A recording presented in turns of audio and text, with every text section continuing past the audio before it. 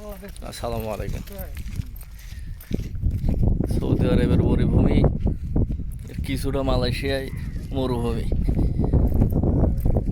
মালয়েশিয়ায় এত পরিমাণ জায়গা পড়ে আছে, বাবার গ্রামীণ জনপদ, ঠাডা পড়া রোদ। এই আসছিলাম, এখানে থাকে এক চাচারা, যাচ্ছে একটু মার্কেট মুখো। এই মরুভূমি পাড়ি দিয়ে হেঁটে পার হয়ে রাস্তায় উঠতে হবে, তারপরে গাড়ি আল্লাহ আল্লাহ রোদি লাগানো যাচ্ছে না, এত পরিমাণ রোদ।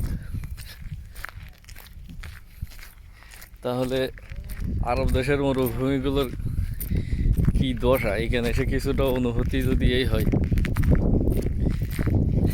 আর এই মাটিগুলো সব ঝিলে মাটি, সবই ঝিলে মাটি।